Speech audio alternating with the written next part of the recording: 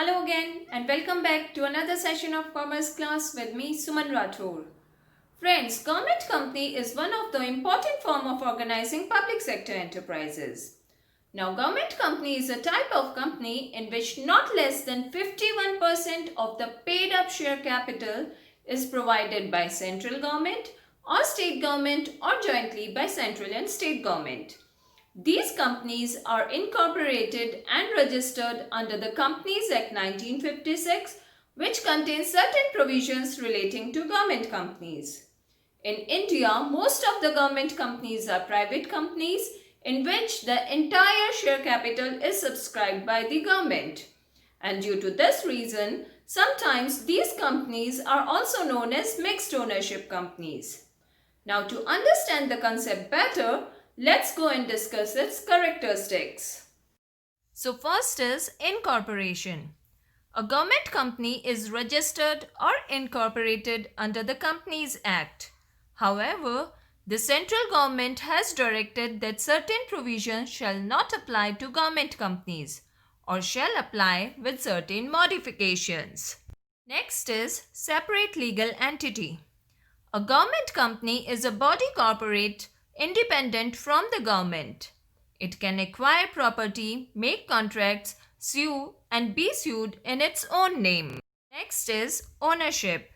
In a government company, not less than 51% of the paid up share capital is held by government. As such, the government owns the ownership right. But the revenues of government companies are not deposited into the treasury. Next is own staff. A government company has its own staff, except government officials who are sent to it on deputation.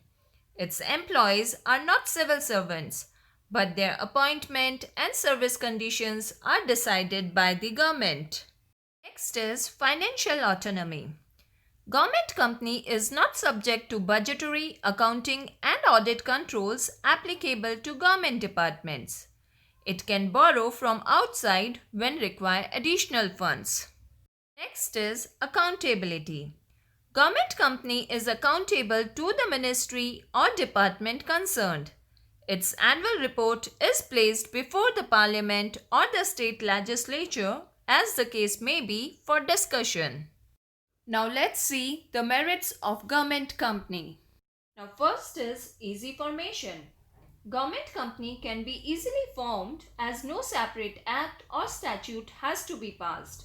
It can be created by an executive decision of the government, and the government provides either whole or a huge portion of its capital. Next is internal autonomy. Government company is an autonomous body having separate legal identity. It is free from political interference in its day-to-day operations. As such, it can manage its affairs independently on commercial principles, which also facilitates quick decision-making and flexibility in operations. Next is flexibility of operations. The objects, powers and organizational setup of government company can be altered easily as no statute has to be amended. It can take quick decisions regarding management and other related matters for the good faith of its employees and itself. Next is expert management. Government companies can appoint professional managers and experts on high salaries. Better conditions of service and other perks keeps the employees motivated and increase their efficiency. Next is collaboration. Government company is the only form of organization by which the government avail the benefits of skills, knowledge and expertise of private sector and other foreign countries. All the sectors of economy move and grow together. As such, it is regarded as a mean to achieve socio-economic objectives. Now, government companies suffers from certain limitations also. Like, first is artificial autonomy. The independent character of a government company exists in papers only, which is a serious drawback. In actual practice, politicians, ministers, and government officials interfere in its day-to-day working. Next is lack of enthusiasm. There is no incentive for hard work. Employees who run the company are paid fixed salary. They don't get anything extra if the company does well. As such, employees do not display drive or enthusiasm to make the company successful. Next is lack of responsibility. As government companies are free from parliamentary scrutiny, budgetary audits, etc., therefore, there might be a tendency to conduct the business inefficiently.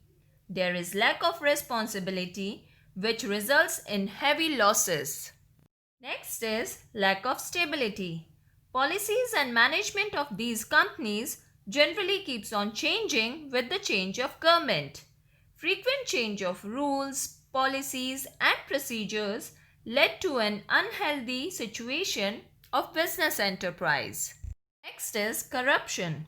The efficient operation of the company is obstructed as the board comprises mainly of politicians and civil servants who are more interested in pleasing their political parties and leaders and ignores the growth and development of the country.